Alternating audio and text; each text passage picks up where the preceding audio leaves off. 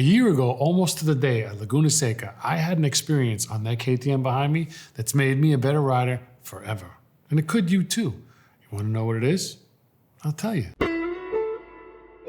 Motorcycles. Pretty epic, right? The open road, the mountain roads, you're out there with your friends, maybe you do track days, maybe you even race. If you're anything like me, motorcycles are a pretty big part of your life and you think about them often. Even when you're not riding, you're thinking about your motorcycle. And one of the special things about riding a motorcycle is accelerating, right? That rush, that feeling of power. Even a slow motorcycle is fast compared to a car. So with all of this accelerating that we're thinking about an experience, let me ask you a question. When is the last time you thought about how you accelerate? The technique that you use to accelerate out of a turn. If you're anything like me, it's not that often. I raced most of my career up until a year ago, mostly just thinking about accelerating, not how I was accelerating. Until I had a very wild experience 1 year ago, almost to the day. And as a result, met a very special person, which has changed me and my riding. It's made me better, it's made me safer, and it's made me faster. And you know what? I'm gonna share it with you right now. It's October of 2022, AFM's final round at Laguna Seca, and I'm struggling. I'm the Super Duke. That bike's got a lot of torque, and coming onto the front straightaway from such a slow speed turn 11, it was really a nightmare. Wheeling and bucking and weaving and spinning and bucking and it was a handful, but I was doing my best. And this one particular lap of this one practice, I came rushing towards turn 11, Casey Stoner's favorite turn in America, and Jason Uribe was in front of me. Now, Jason Uribe, you might not know who he is, but we know who he is here. He's been the AFM #1 plate. He's raced Moto2 bikes in like the Spanish series. He's raced World Superbike on a Honda, for a couple of wild card events. Dude is next level. But the most special thing about him, I'll tell you in a minute. So I'm behind Jason and we're ripping towards turn 11. And you know me, right? When I'm behind someone faster, because this is how you learn from faster people, get the notebook out, get the magnifying glass out, get the tape recorder. I'm chasing him, and he starts to tip into turn 11. And most people, when you follow them, like faster riders, as they exit a turn, you see this big, fat, dark line that comes from the rear tires. They're spinning and driving out, and it's really exciting. It's really exciting to experience yourself, although you don't get to see the black line. And it's really exciting to watch someone else do it. It's really cool. So I'm waiting. This is gonna be crazy coming from Jason, right? We start to tip in and I'm getting ready and I noticed the wildest thing. Not from this planet. The tiniest, thinnest line, like when they paint the eyelashes on the little China dolls, like that thin. Very, very gradually, very slowly getting wider is this little black line that's coming from Jason's rear tire way before the apex. And I'm thinking, what is happening?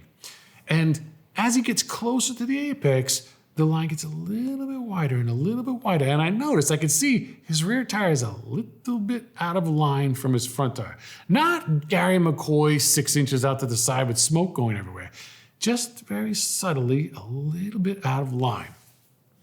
And very smoothly, as he approaches that apex and goes through the apex, it's getting a little bit wider and a little bit wider, this black line. But I mean, like now it's this wide, right? And there's another rider in front of him to the inside. There's another rider in front of him a little bit farther to the outside. And he's subtly drifting this bike through the apex and aiming his way up the straightaway, like a nice arc out of 11 and onto the straightaway. And I'm thinking, I don't know what I'm witnessing, but it's beautiful. It's really beautiful and smooth and nothing bucking, nothing, just smooth like butter. So we continue on, and he drifts his Honda to the outside of the first rider, to the inside of the other rider, slightly sideways and up the straightaway and gone. And I still have my notebook out, right? I got my recorder and I'm gonna stay with him because now I'm gonna take notes on turn one. Forget it, gone. And I don't mean he's gone because the Honda had more horsepower. Actually, if you were to compare the two bikes, I bet you I had more torque than he did, but he left me for dead exiting that turn. And he did it smooth and he did it slow. And I'm like a wild man. Look to my left, everyone's watching from the pit wall, not because they like me, they were all waiting for me to high side into the fence or something. I would have too. I was a mess every session. So after the practice, you know what I did. Straight to his garage. I didn't know Jason. I never met him. He never met me. But I went straight to his garage and I said, what the hell did I just see? And here's the interesting thing, because I've asked that question to other riders, others really fast, talented riders, and they were like, what do you mean? Not Jason. He said, what do you want to know? What did I just see? And he says, well, what do you want to know about what you just saw? And the deeper I went with questions, the more pages of his book just opened up. So I stopped him and I said, you mind if I get my camera and I film you? And I took that camera and I went into his garage and I interviewed him about what the hell he just did and how he did it. And I'm gonna share it with you. But first, let me just say that there's two aspects to these lessons that some very special people have shared with me. They've passed them on to me and that I can pass on to you. The first one is what they said, what they communicated, and how they used these skills and lessons. The second is what I understood, like how I took those lessons in and how I used them to improve my riding. Now, either way, one of the two is gonna help you, I'm sure of it. So let's start with Jason Uribe, very special dude. When I first got to the Spanish Championship and I first hopped on a Moto 2, I was trying to treat it like I would an R6 or just a generic 600cc engine, 600cc motorcycle. And I realized that I was going into these corners and I was stopping super abruptly and I was trying to get the thing to turn on a dime and then trying to fire it out and trying to just deal with it and let the thing wheelie and all this crazy stuff. And it took me a long time. It took me to crash. It took many people telling me this. It took me looking at the data and understanding, okay, my teammate's a second a lap faster in these three corners because he's just letting the bike flow. He's not necessarily on the brakes. He's not necessarily full throttle. He's just kind of managing the bike and letting it relax and then going and just kind of keeping that momentum. That for me took a long time to kind of switch my mind and go into that mindset of, okay, maybe aggressive isn't the best way. Maybe it is, but not all the time. And just trying to find the best of both worlds as far as, okay, I need to slow down mentally and physically in order to go faster on the track. And that's one of those things that I'm always kind of fighting with myself with, especially on the bigger bikes. I was always under the impression like, oh, 1000cc engine, I need to whack the thing open as soon as I get my direction. And granted, there's a time and a place. There's a time and a place for everything, but I would say it's probably like 70% of the time, you're gonna be faster without fighting it, with letting the bike do what it wants to do and just guiding it, than manhandling the thing and throwing it everywhere. And like I said, there's a time and a place. But I try my best to come back to that, okay, let the bike do what it's gonna do. Focus on controlling it and guiding it, but at the end of the day, if I'm fighting this too much, I'm gonna go slower. Can I have 20 seconds of shameless self-promotion for a second? Look what just arrived. My super clamp for the KTM 1290 Super Duke R. Adjustable offset triple clamps with taper bearings and 3/16 stainless bolts and 3 mounts for your bars. You can now make your 1290 Super Duke R have any trail that you want without affecting anything else on the motorcycle. Badass. Go to superduked.com. My objective, especially in this last corner, turn 11 at Laguna Seca, I try and get my direction as soon as I can. So I'm gonna get off the brakes maybe a little bit sooner, and I'm gonna try and get the bike pointed somewhere down the direction of the straightaway. As soon as I can see somewhat of a straight line, I'm gonna try and get on the gas, even if it's just at 3%, 1, 2, 3%. As soon as I can start that forward momentum, I'm gonna get the bike off the edge of the tire and get it driving. As soon as I can pick the bike up just a little bit, then I can kind of feed the gas in. In car driving, we call it the string theory, where if you have a string tied to your big toe and the other end tied to the steering wheel, if you're full throttle and you turn the steering wheel really quick, it's gonna snap the string and it all goes bad. At the same time, if you're all the way turned and you pin the gas, it snaps the string and it all goes really bad. So what I try and do is I try and manage that string. So if I'm accelerating, I'm trying to pick the bike up, and it's just kind of a careful balance. Same thing, 2 wheels or 4. If I am picking on the gas super hard, just whacking the thing open, and I still haven't got my direction, I know I'm gonna be fighting it the whole way, and it's just gonna be making it super hard for me when it doesn't have to be. So I'm focusing on being as smooth as I can, and it might take me a while to get to 100% throttle, but the whole time I'm slowly feeding it in, and then once I kind of get the bike settled to where I feel I can afford to just whack it open, it might be a second or 2 later. It feels like it's forever, even if it's only short amount of time. At the end of the straightaway or at the end of wherever you're going, you will have a higher mile an hour, just because A, you were not working as hard, your body is a lot more loose, relaxed, and B, the bike is hooked up and you're driving instead of just fighting the thing the whole time. I would say, especially in a very sharp 90-degree left-hand turn that we have here at Laguna Seca, I'm probably about 70% finished with my corner before I get on the gas. And granted, that doesn't mean I'm at the apex and I'm finished with my corner. I'm 70% more or less done turning before I get my knee on the ground, entering the corner. I want to be accelerating past the apex, driving down the straightaway. So I kind of, like I said before, I want to somewhat see my line. It doesn't have to be, straight as an arrow, but I want to see where I'm trying to go. I want to see my exit.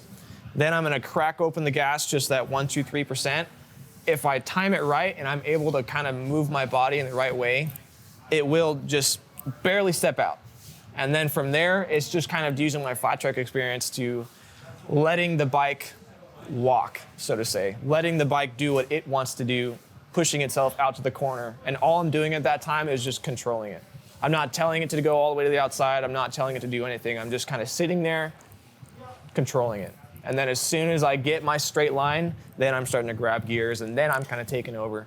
But everything on that corner X, it's just letting the bike, just letting it flow. So when you say you're controlling it, how are you controlling it? What are you controlling it with? The biggest thing I'm trying to control is a throttle input. So if I'm, mid-slide, even if it's just a tiny little slide, and I just go, yeah, and pin the throttle, it's gonna spin the rear and make it snap out, or it's gonna start pumping and just doing all this crazy stuff. So the biggest thing when I mean controlling it is I'm slowly controlling the amount of throttle I'm feeding into it. So I'm, 1, 2, 3, 4, 5, 6, 10, 50, 70, 80, 90, 100. And just feeding that throttle into it, kind of like that string theory we were talking about earlier, as far as I'm picking the bike up, I'm continuously feeding in that throttle. And that's how I try and approach pretty much every corner. Granted, every corner is going to be different, and there's not really a correct way to do, everything right all the time. But that's what I try and focus on, is making the most out of that string theory, making the most out of the traction I do have, and trying to just control, not so much force. Okay, so that was Jason Uribe, and I told you, special dude. Do you know, he has spent time in Spain at little mini tracks training with Jorge Lorenzo, Danny Pedrosa. Like, who are these people? Anyway, it's really cool that Jason is an open book like that, because that's rare in racers. Mostly racers are cagey. They don't want to share anything because, you'll beat them. So he's not like that. He'll tell you anything and everything. I'm like that too, which is why we're here. So now I'd like to get into the second aspect of Jason's wizardry. What it meant to me, what he shared, like, how did I take that in? And more importantly, how do I utilize it to make me faster? Because really, you can get tidbits, you can get little secrets from all sorts of people. You can learn from everybody in life. Even shitheads, you can learn something from a shithead, right? So what do you do with it? That's what makes the difference in your life, in your riding, on your motorcycling. So this is how what Jason said made a difference in my motorcycle and how I got faster. Like I said, my Super Duke was a bear to manage, especially in turn 11, but kind of everywhere a little bit. So much torque is a blessing, but it can also be a little bit of a curse. And that bike has a lot of torque. So instantly, I started to implement Jason's idea to gradually get into the throttle. And I think of the throttle a little bit differently. I think of it like if this is the motorcycle and this is the throttle, if you could make them even, right? As you accelerate, the bike accelerates, right? But if you just whack the throttle, see how much farther ahead the throttle is from the tire? And I think of this as the tire, like this is my traction. So if you do it gently, your traction goes with your throttle as your speed rises. But if you go whack, your traction is still back here and your throttle's way over here. So the bigger this gap is, the wilder your bike is gonna behave. And the closer you will be to high siding, right? So I took what Jason said to mean don't get too far ahead of the traction of your tire. He's talking about like get 3% ahead or 5% ahead and maintain that little percentage as you accelerate, which means, and remember my pea brain, I understand things differently.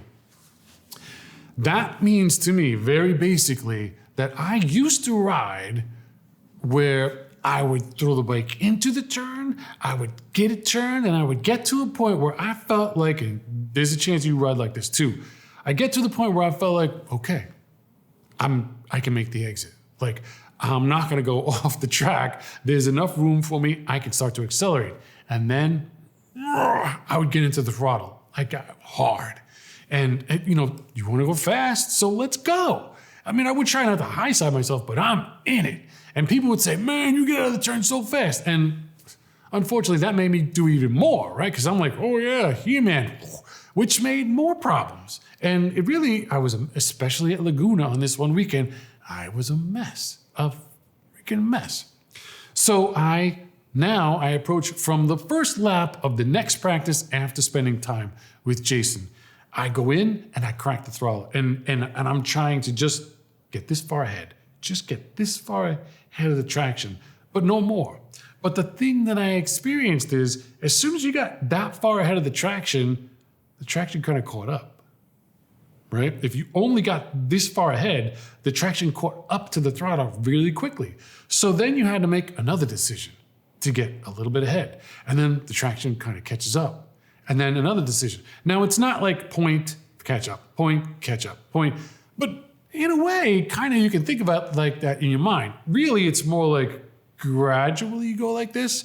But I don't know, my mind seems to think in segments. So to me, the difference after speaking to Jason and how I've implemented it to today, a whole year of doing this, I've been doing it, and a whole year it's been working very well. The difference is, I used to make one decision when it was time to accelerate. Now I make 100. And let me tell you something, it is annoying as fucking hell. I hate it. I hate it because it's a lot easier to make one decision when it's time to accelerate. But when you have to make 100 decisions in one turn on one lap, it's like, what the? I'm making motorcycling harder for me.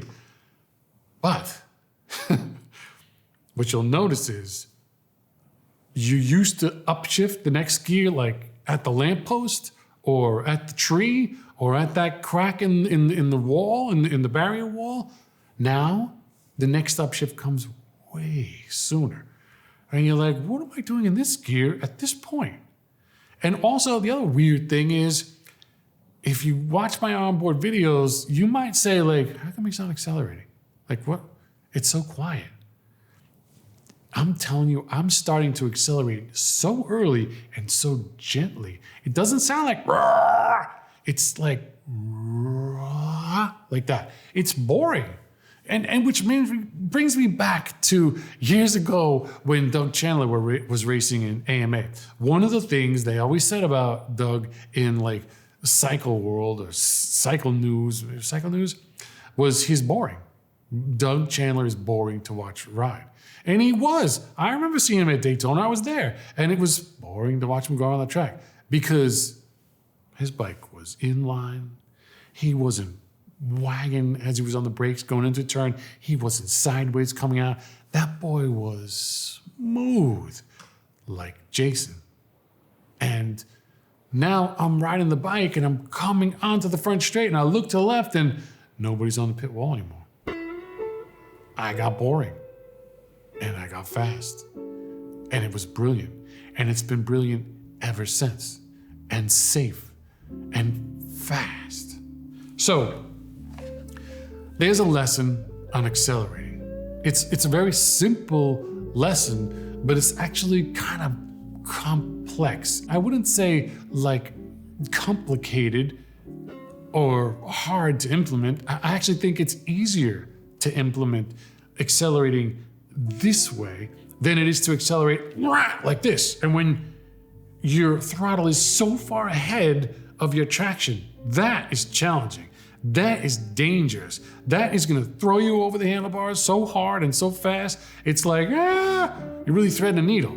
Yet, when you're just this far ahead, everything is much more manageable. It takes a little bit of cojones to start your drive so early on, but it teaches you what we also talked about, which we will talk about again, counter steering and getting the bike control to go where you want it to go so that you can now accelerate at an earlier point, right? If you're not so efficient with getting the bike turned on its side and finishing your turn, and Jason talks about finishing his turn. You know what I mean? Like getting a pretty large part of the turn done before even the apex.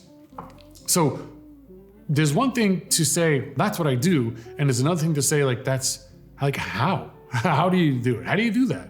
Well, we can talk about that. And we have talked about it a little bit, but I'll do more, I promise. So it's all a package deal. Getting the bike, a little more control of the bike so you can do things in a shorter distance so that you can start accelerating at an earlier distance and your straightaway gets longer and things get smoother and your tires last longer and you're safer. And remember, I looked at my times in July and I couldn't believe it. I wasn't like, I wouldn't have believed it if you told me that I equaled my goal, right? But I was 2.5 seconds faster than my goal, which I already thought was maybe a little irresponsible to be thinking I could go that fast. I'm 2.5 seconds faster than that. And this is why. So there you go. Accelerating. Don't end up like this, because you know what this is. Hope it helps.